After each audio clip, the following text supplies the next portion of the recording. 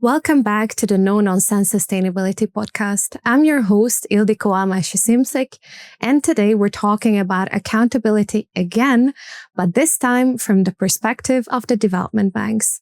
My guest today is Victoria Marquez-Mees, the first ever Chief Accountability Officer for the European Bank for Reconstruction and Development. Victoria has over 30 years experience working with civil society, human rights, accountability mechanisms. She's worked for governments, non-governmental organizations, and she's currently serving on the board of the World Benchmarking Alliance and the International Association for Impact Assessment. Welcome to the show, Victoria. Thank you. It's so nice to have you here. Thank you, Ildiko. It's great to be here. Very happy to be here. So throughout your career, you've been working in different capacities.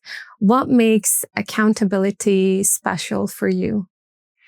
I think it comprises everything that I've done in my professional life, because you have to look at accountability from the side of a community, but also from the side of private sector when you have a client and understand the challenges that they face, from the side of financing from the development banks and see if they can fulfill their mandates, but also avoid harm. So it's also because the shareholders are public sector officials at the end of it all. So if you think about my 30 years, it's all comprised into one. And the great thing about accountability is that you're in a sector where you really can impact change while at the same time promoting progress. Yeah. So in this show, I have Bob the buzzer, who's buzzing when we use buzzwords or enter into the technical jargon of accountability. Mm-hmm. I challenge every guest at the beginning of the show to explain what the main buzzword or the main topic of the show is. In this case, we will be talking about accountability from an IFI or a development bank perspective. So here's your 60 seconds. What does accountability mean in a development bank context? Accountability in a development bank means that we decide ourselves to apply rules that ensure that we promote development, that we promote sustainability in every project that we finance. We do that by establishing our own procedures and policies. And because those self-imposed policies and procedures cannot go to a court to say that you're not complying with them, then we open these offices to be sure that there's somewhere where affected communities can come and complain if we're not following our business model. That's pure and simple. That was a very, very nice description. No Very surprised I didn't have to buzz you. Yeah, I tend to do that, but because I also believe that if you're talking to communities, if you're talking to me, we need to be clear about what we're doing, and hiding behind words. Yes, is the specialty sometimes of work in accountability. Yes. No, that is very true. You know, accountability, especially from within organizations, has received a lot of criticism from civil society organizations who are also doing accountability, but they have a very different perspective. And I know that by the time that complaint gets to you, it's probably been through a lot. So what does it take for a community to go to an accountability mechanism of the bank? I think you have hit the nail on the head precisely on that one. They have gone through a long journey of no response, basically. And when they come to us thinking, if you think, let's take a community, you can say Bosnia, and come to a small office in London that's headed by a Mexican. Why would they do that if they're not desperate? If they have not tried everything and they have found no response, or responses that lack content, that really mean anything for them in their everyday lives. And I think that's when you understand people do not complain because they want to complain. People do not complain because they're looking for money. People complain because they feel they're being affected by something and they want someone to take care of that. And we as development banks say that we do take care about that. And that's why they come to us eventually, trusting someone they've never met in their lives in a language that they've never used in their lives to really see if we can effect change as we say we do. Yeah. I've been on the other side as a specialist within these banks, and I know that we're doing a lot of site visits, outreach, community engagement. We push our clients to have a complaints mechanism that they manage. And usually when something escalates, that's either the inability of the client to navigate or really an issue that cannot be solved within the project boundaries. Is this your experience? I think, first of all, we have to establish that the work that you used to do and I do now, we're sides of the same coin. You do it before, and to us, it comes when everything has failed at a certain point for certain people, not for everyone. That is also important. The project keeps being important. The work you've done is still good. But there's something that we missed. Most of the time, it's things that we missed. And as you were explaining, sometimes the client has no capacity. Capacity. Is this more of a lack of skill or a lack of people resources? I think it's a combination of both. Does, for example, a public sector project that has people working there, do they know what environment protection is? Do they know what impacts of a community mean? Or they're just reading something and trying to make the best they can do? Have they been trained formally for that? That's one thing. On the other, do you have enough people, enough resources to do something? We as banks set conditions in our contracts, and someone signs them on the other side for the money that they were going to get for the project. But sometimes they miss that are committing to these things, which really take a long time, expert analysis, a lot of resilience as well, because these things are not easy to implement. And suddenly find that the small print was really, for real, it was a condition of your contract of getting the money. And you never thought about it. And we all do it when we sign a contract. We get a contract. Oh, now I have to pay. Yes, you have to do this or that. Yeah. But I think what's special about the EBRD is that you're working both with public and private sector clients. Mm-hmm. And in the private sector, money is time, they plan, they budget, they resource. And usually what I found through my work in public sector projects, they utilize existing resources and they just put another stamp, another job title on them. And they think like, okay, well, we have a community liaison officer, for example, who will manage this process. We have someone from communications and they will just take care of this. And then it comes down to not the person not being in place, but them not having the skills and the knowledge to translate these commitments into actions.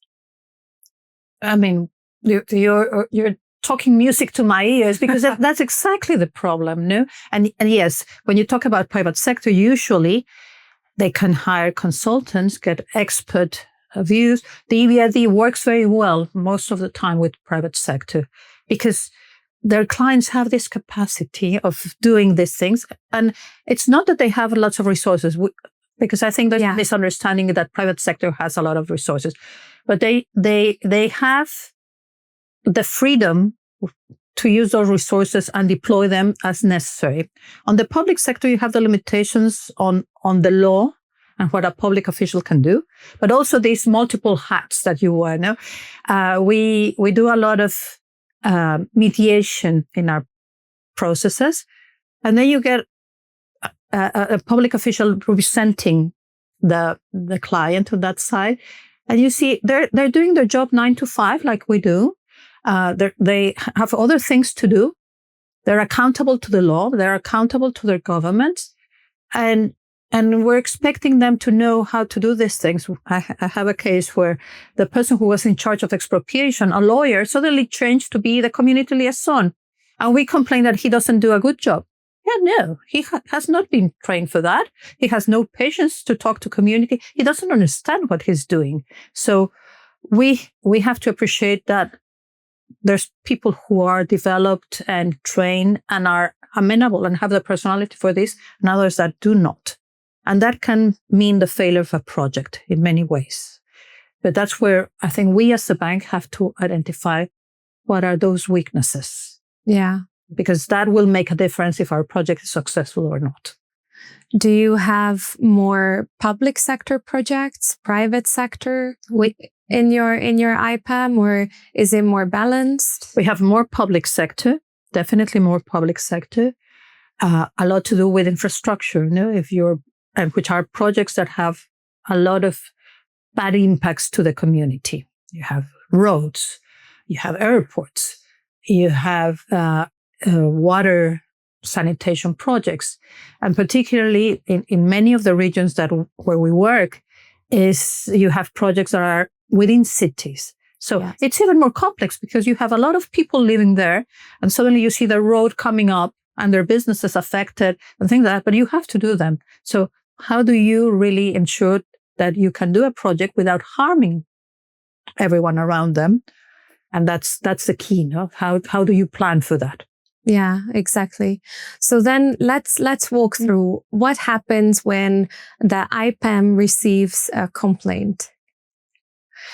When IPAM gets a complaint, the first thing that we do, we have a policy that establishes every decision that we make has a criteria of that has to be met. So when a complaint comes, we see if the complaint first is for us. Is it about environmental, social issues? Does it allege harm of the community? Do we have a community or a person or an individual who is affected? And do we know who they are? So we check on all these things, and then it gets registered. And it starts its journey through our case processing. And the journey starts with us going to the ground. We go to assess. You cannot really look at a complaint in paper. Yes. You have to go there. You have to understand the project. You have to see if what they're saying is linked to our project as EBRD, or it's linked to many other things, the context, the place where it's being built, and really talk not only to complainants, but talk to many people, which sometimes it's different from when you were working for the banks. We don't only talk to the client, the complainant, we go around. Our office is the ground, and we walk through the road and we look at things and see if that could be true and listen to the community. And in many cases there, already the community feels that the harm has gone down because it's the first time someone has come and talked to them, which seems a very low threshold for everyone. Yeah. But that's what they're asking. Then they can decide if they want for us to do problem solving, as we call it, which is really facilitate a conversation with the client. What are the concerns that they have? Whether they're right or not, do they have all the information they need to make a decision? Do they know what's going to happen to them? Can they be sure that the client and the bank have considered all the situation? And we facilitate that, and we seek to get an agreement on how things should be moving forward. I call it a little bit, it's like couples therapy. So I go in, they haven't talked for a long time. Now they're talking to each other. And you have to get out because otherwise you become part of the problem. So once they agree on how they're going to engage, whether they trust each other and they have a toolkit to start having conversations, because the project is not going away and the problems will keep on coming up, just like in a marriage, right? So do I know how to address it? Am I going to trust you to talk to you and for you to talk to me? And that starts making a change. So that's an agreement, and we monitor those agreements. We check that they're complied with, and then we go. On the other side, it's quite different. I love to make it a comparison with U.S. police TV series, which I love. And we're like the internal affairs of the bank. Yes. So here we come. We receive a complaint that is saying that our bank has not complied or is not following the procedures they said they were going to follow to make this a good project. So here we come, and then we start asking everyone, what have you done? Yeah, I've been on the receiving end of this. Which I know it's not a nice thing to be in, or the best seat. But at the same time, I think it's fabulous for a bank to be willing to do a therapy in yourself. Did everything I could? Or was there reasons why I couldn't do it? And that's also super important. Context. What prevented me from knowing that this would happen? And when I got to know, what did I do? And many times, your client is the one that is implementing the project. It's not the bank. But we're the ones telling them this is the best standard we're following. So you have to follow our standard if you want our money. And that's where difficult conversations also happen, though, between the bank and the client. And when we come in and say, we're investigating the bank, they didn't do what they were supposed to be doing according to someone, everyone gets very scared. And they shouldn't, because the purpose of this is not to find a guilty party. It's to correct a project and ensure that the project is successful. And at the end, follows what is the principle of do no harm. A good project does not mean that we have to harm people because it's good for most people. It means that we do a project that benefits a lot of people, and those that are being harmed get mitigating measures, or we avoid how they're harmed, so that at the end we're all better off, not only once and the others are not. Yeah. So in the case of mediation, I know that's a very specific skill set. Like you need to be able to sit there with the people, listen, like be sort of in the background, but facilitating discussions. How does one learn the skill of mediation? And if it is really a skill, why are we not teaching that to the ENS teams so that we can prevent all of these IPAM cases? I used to work, before I worked for EBRD, for the Inter-American Development Bank, doing exactly the same thing that I do. And we actually started training the environmental social specialist in conflict resolution, because it is a skill that you learn, and there are mediators and there's trained mediators. But for me, what's more important is that you have someone who knows how to approach a conflict and look at different scenarios of solution. Yes. And really offer to your client, your complainants, a suite of potential solutions, and try to find if they agree with any one of them. Because what you're trying to do is bring them middle ground. No one will win in this sort of process. What will be the winner eventually is the project, because it will allow it to go ahead. But it also brings in a basic thing that I think we're missing a lot in the world nowadays: the capacity to sit down and listen to someone else's perspective and try to understand why something that for you, for example, the client might not understand why that's an issue. Well, that's resolved. That's not important. And the complainant said, yeah, it's important for me. And just listening to someone and listening to someone's perspective, it's just what brings us to be human again. And that's what's the beauty of it. How do we make them to get off their professional skills, their professional mandates and ambitions, and really sit down as what they are, a community, because the business is as much a community as the resident there. We're all going to live together. How do we get to talk to each other? And where are the ENS teams in these discussions?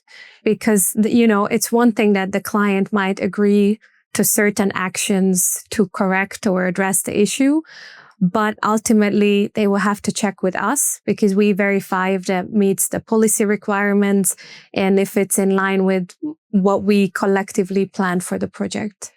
One thing that at least we're doing in my accountability mechanism, well, it's not mine, I have the pleasure to lead it, is we involve the ENS people actively. They might not be sitting down in the dialogue. But we do approach them because for us, it's very important that whatever solution we facilitate, it's not only within local legislation, which is important.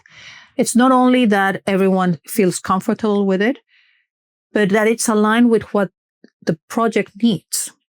So now we have, for example, we have a case in Albania about a railway, and we have a community that's being losing access because they're going to electrify the railway and they're going to fence it. And before they would go across the rails without any problem to the other side of the community. Now they won't be able to. But at the same time, that was missed as an impact. And so they're looking for other alternatives of how they can access their houses, and also some businesses that would lose a part of their businesses if a road is built, it's precisely where they want to build it, the client wants to build it. So we're looking at alternatives. And the way we're doing it, we're working with our ENS people and saying, we need studies. And so ENS is paying for the studies. We are facilitating the dialogue. And we're working together to ensure that whatever solution comes is within our standards. Because otherwise, then we're not consistent with what we're doing, right? Yeah. We're not an isolated body that we're just coming and doing these things. We're part of the bank. I work for the bank, and I want bank projects to succeed. But I want them to be done as what we promise we do. Because I'm very proud of the way the bank does things. So when we miss it, we have to make sure that we go back to that level of pride that we can have in our transactions. Yeah. Mm-hmm. So let's say we've been through the mediation, we've been through this investigation where you're looking at the bank's processes and compliance with the policies. But ultimately, the decision making will come down to facts and evidence. Mm-hmm. And I've been in a situation where it's he said, she said, we see two perspectives that are very, very different, and there's no definitive evidence. What constitutes a good evidence for decision making in these complex cases? When we talk, for example, and that's very much in the mandate of the investigation that we'll conduct. First of all, you have a client and a complainant. Each one has a position and they claim different things on the same thing. But when we're doing an investigation, you have to find the facts. And finding the facts means you have to talk and interview more people. You have to understand the project very, very, very well to see. You talk to the consultants who were part of that. You talk to the bank teams who made the decisions, how the decisions were made. You talk to other parties. So part of our setting the table for the investigation is understanding where are we going to collect our evidence? Do we need studies? Do we need someone, let's say, water is polluted, there's allegation. Yeah. Do we have to look at, do we do water studies? Are there other water studies already that might prove that maybe the water was already polluted? And we're now saying that it's the project. Is the project doing this study? So it takes that we have to get a sufficient pool of evidence that is not biased, that is impartial, that comes from parties that have no actual interest in being right or wrong. And that way we can decide whether something is based or not. Many times we have as well that they come with an allegation and they might be suffering the harm, but we cannot establish the link with the project. And we have to say that in our reports as well. We were not able to make a decision. We cannot say that the bank has complied or not complied, but we don't have sufficient evidence. And sometimes this is very important because sometimes my colleagues in ENS and in banking, they feel they don't want to give us information. Mm-hmm. Because the more information they feel might make them be guilty. And that's their own words, not mine. I say, if you don't give me information, I do not know what's happened. So I am not able to decide in favor or not. So it will be left in a void. An investigation is not only to find if the bank has not complied. an investigation is to confirm that the bank has complied from my perspective. And that's its value. But we have to be able to provide robust evidence that is true. Yeah. We cannot just say, oh, because I say so. No, here's the evidence and here's what's happening. And that's where I think it's the key value of our investigations. When we find that we have not complied, it's as valuable as when we find that it has complied, because that comes with a backup of real evidence, so you can trust it. Yeah. I guess the issues or the criticism I've heard from the other side is you interview people, but their perception might be skewed. You interview other groups of people, they might have opinions that are politically motivated in certain circumstances. Like, how do you, as a mechanism, account for this bias when you're interviewing different stakeholders? You're asking something that I keep asking myself all the time. But basically, and I've been doing this for 15 years now, that's where the responsibility of accountability mechanism come and the team that works there. For me, my team has to make sure that they do not only understand the project well, they know very well how the bank does its business, but also for each country or location where there's a project, we have to study. You have to go back to history. You have to go back to what's happening in politics. You have to know your subjects. You have to know your complainants. You do, and this is a very buzzword, no? Your KYC, know your customer, know your complainant. I do research on my complainants. I Google them. I want to know if they have been complaining about this. Where are they from? I ask questions. You also cannot base your work only in opinions. And I'm very unhappy when someone comes with opinions. This is not an opinion. It's either factual and evidence or simply we cannot do it. For me, in our process, there is no room for opinions. You can have different interpretations of how we apply the standards.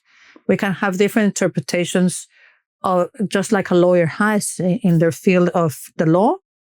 But you cannot say that this is because what I think. My thinking is not important. And that's very difficult. That's where you have to take out your bias and even your professional experience. So when I came to this side of the world, I knew Latin America well. I am a Mexican. I had no idea beyond history books of what was happening here. You have to study. You have to understand the politics. You have to understand the social issues and the real challenges of the countries where the bank operates.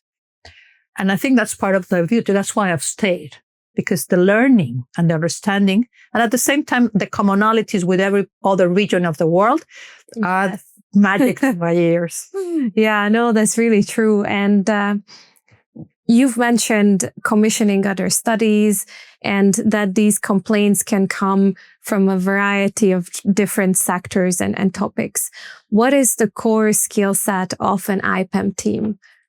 How are you able to interpret like voter studies, biodiversity studies, resettlement, livelihood restoration? Some things are more quantitative and more obvious, but other things are more open to interpretation. I think the skill set of a team is built. Right now, I'm sort of completing building a team of this new office that came 5 years ago. And what you have to make sure when you build a team is that you have a diversity of skill sets. But the key skill sets of anyone that works in my team is you have to be very good at seeing through people and understanding their motivations, every one of them. So a bit of psychology is very helpful. Be very good at critical analysis and understanding just the issues of a complaint. What are the core things? What is relevant? You have to learn about how international financial institutions do their work and what's their mandate and what is it that they do to really understand what is it that you can do. you have to be very good at reading because we read all the time. And many things are not technical. Huh? Yeah. Many things are not technical. Then when you get into the technicalities of things, that's when you hire experts. And what you have to be good at is identifying good experts and being able to manage them well and be able to very precisely say, which is also an ENS skill. You're also not experts in everything, but you have to find the expert you can trust, that knows, that is a reputed expert, that will do the work, and also that will not be biased. Yes, and I think that's the challenging part here, because sometimes you go on site, you interview the people, and you feel their pain, but that's not necessarily a fact. So can you maybe give us some examples of these like borderline challenging facts where it could be interpreted either as evidence or could be that it does not meet the minimum criteria for it to be evidence? I think the evidence does not come from one source only. Your evidence, you can interview someone and they will give you their perspective, their reality. And that has to be taken as valuable. It's their perspective. So when you took someone who's super emotional and is being impacted, you cannot dismiss that. But you have then to look somewhere else to see if that same view and perspective is shared. If there's anything factual of what they're saying, you have to counter check it with what is really happening on the ground. And then asking tough questions. Was this already happening to you? Has this happened before? Because sometimes everyone comes with their baggage, just as much as we do. No? So maybe it's a repeat thing. Therefore, it feels more painful that you're now again being resettled. You have been resettled 3 times. Was that considered? Because there's an emotional impact on that, and therefore your harm seems greater than what would an environmental social report would have measured that. Because it's not the same if I'm resettled for the first time, but it's the 5th time, and you're a war refugee, or you're not liked in your community, that sort of thing. And so you have to understand it. Do we have to consider it in doing our work as specialists? I think we have, but it also has a measure of how much you consider it.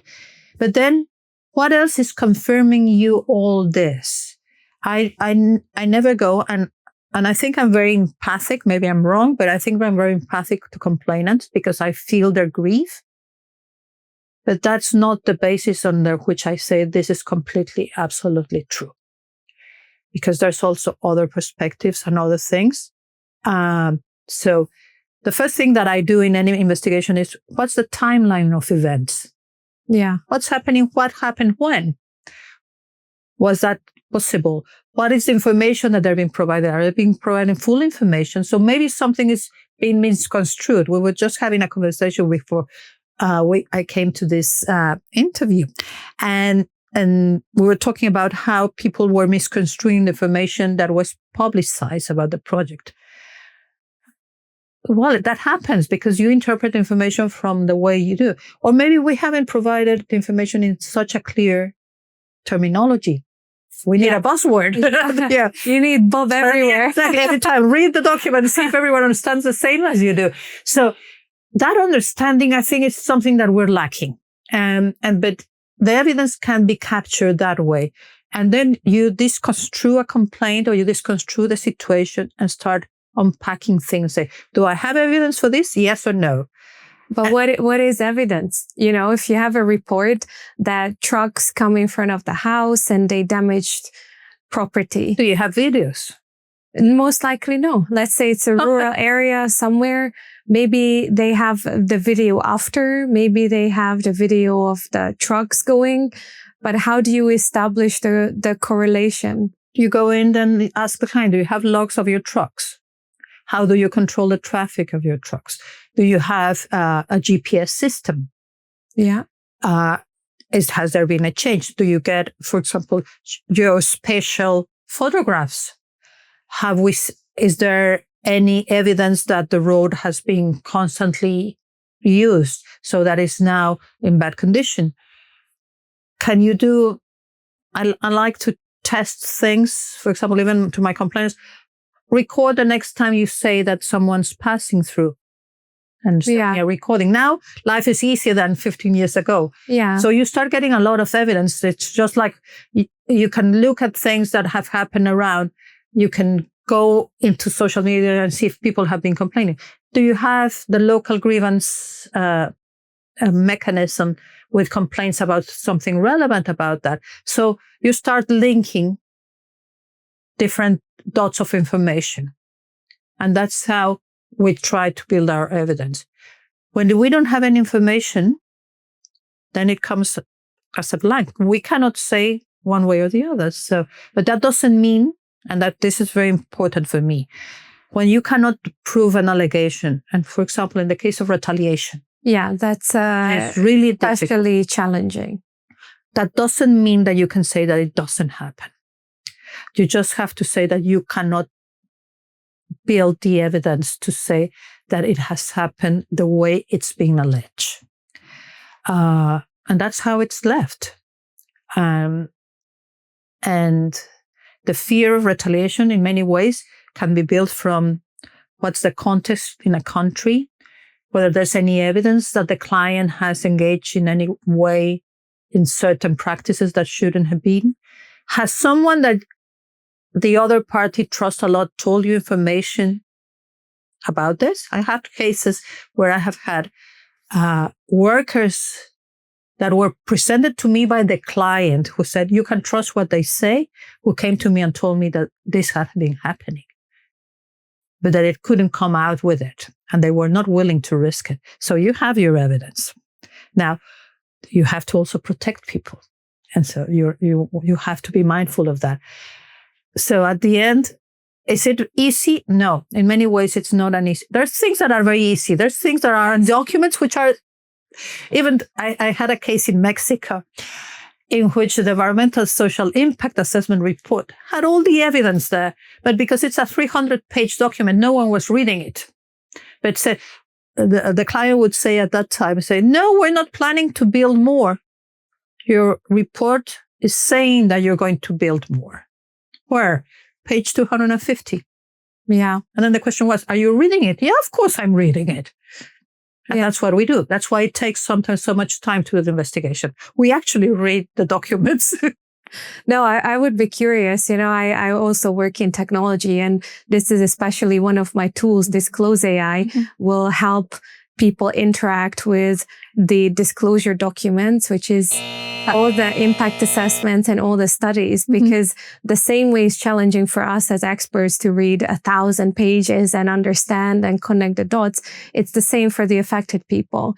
And I know EBRD discloses in local languages too, but there are other banks and lenders that don't require disclosure of these technical documents in local languages. So like that facilitates the understanding, the quick access to the right information. Do you, in your work, use any technology, whether that's satellite imagery, remote sensing tools, or anything? And how do you see this change in the future of accountability? We have been recently using some tools, particularly during COVID, when you couldn't go to the ground. We were looking at Google Earth and see if there were changes. Obviously, all these tools have a cost. Yeah. And sometimes you do not have the budgets to really do all these things.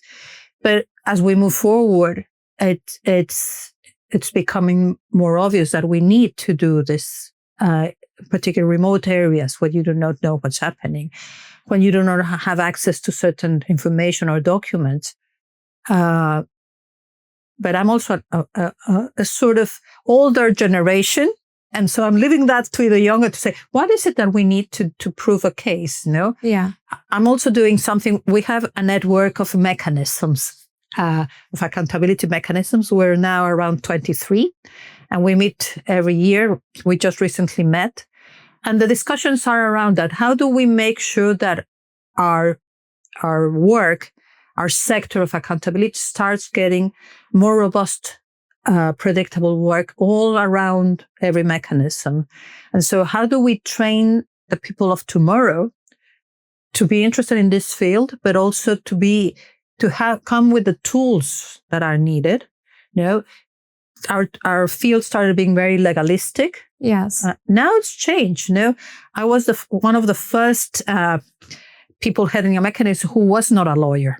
And someone would come, you have to be a lawyer to do this. But then the environmental social safeguards changed from being very legalistic to being a process. So it's more knowing about the project, not about different things. So how do we build sufficient talent, but also trying to build my dream when I retire, which will be in a few years, is how do we build a university on accountability that we can have curricula, different subjects that you can study and learn and really get very robust things that will be challenged less by everyone, like happening in the evaluation world or has been happening in audit or in any other field. So, because we have to do good work if you really want to do what the communities are asking, which to be a way that it's worthwhile to raise a complaint to you, because then there will be a change, or you will have the assurance that things have been done well, whatever it is. But you have to trust the people who are doing it really know what they're doing. Yeah. And I feel like it comes with a certain set of expectations that if you go to the accountability mechanism, you will get the evaluation and that will be a conclusion satisfactory to you. Now, you've brought examples where that wasn't the case. You can't prove the causality. You can't tie that complaint to a project. How do you move past this very unsatisfying ending? We keep on saying in our office that you have done good work where everyone hates you because they didn't get what they wanted. I've been in cases where I've been called useless because they have invested time and hope, which is even worse, thinking that they would get into this. So I think to work in accountability, you have to be very resilient to start with. And know the only guarantee that you have is that you have tried your best to do the best work possible, and that whatever you have produced is out there. So transparency for us in accountability is a key element of our work, because whatever might be happening, there's a report that was responsibly produced and said that things were not correctly done or were correctly done, or we don't have sufficient evidence. So maybe we have to build the evidence to say that they were complied with or not. So there's an interest on both parties to do better in a way. On the other side, the lack of satisfaction that you give to many complainants in many ways is, for me, we manage it the other way. I try to manage expectations as much as we can, being very honest, very truthful. Say, we might be one of a potential suite of alternatives that you have to do your thing. But the first thing, I'm not going to stop your project. I'm not going to give you compensation.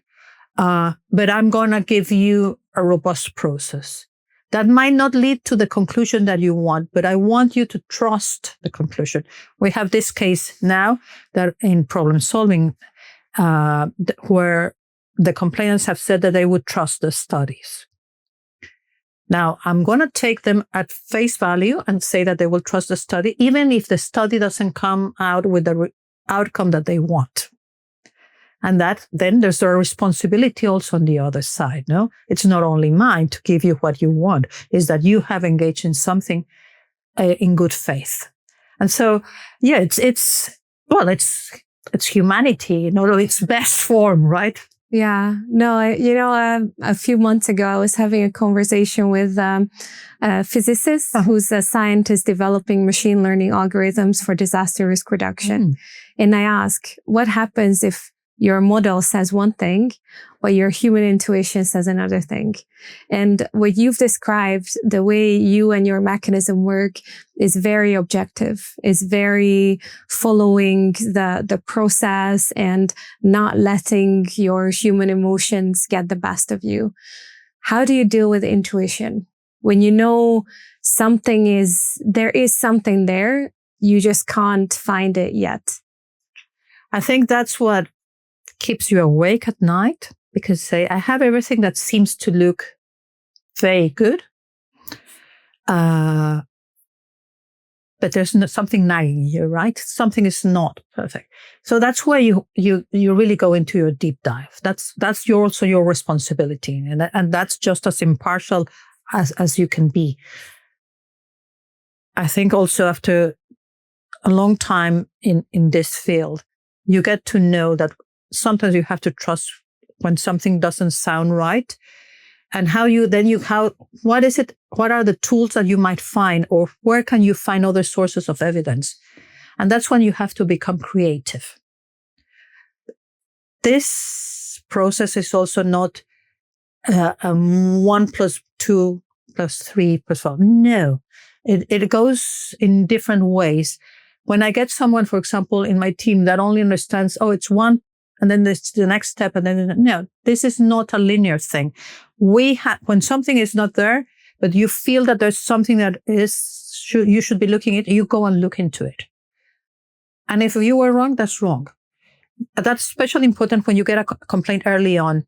I get a lot of my bank colleagues asking me, why do you register a complaint when it seems to have no real basis, or we know it has no basis?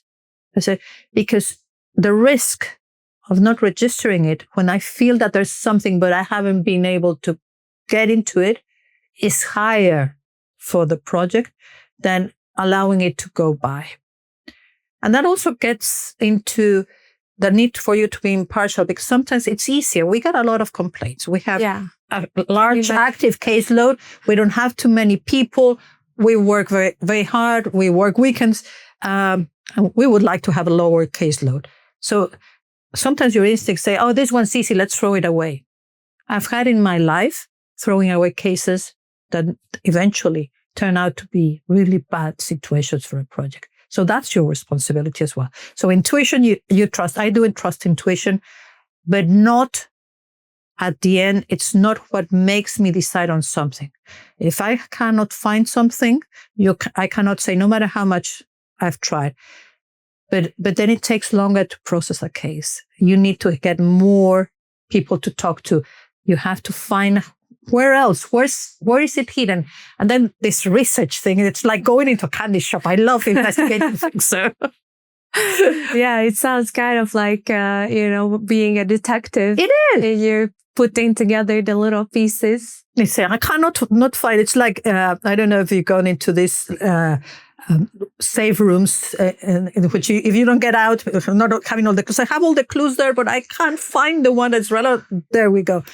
And a lot of my team have that same hunger to get at the truth or get at the evidence. And that's what makes them good. To really, this is not the way it should be. Something's wrong. And obviously that also comes with their own professional background. I have a couple of very good ENS people nowadays in my team. And so they know, they've been on the other side and they understand. But you also have the human rights people who know the other aspect. And that's how they start complementing each other. The discussions are quite rich. We say, that doesn't sound good, or this should have been happening like this. Yeah. So you've recently been renewed for your second term at the bank. What's the next 4 years is going to look like? Well, I'm already in the last 4 years, but for me, I'm very much into what brought me to EBRD.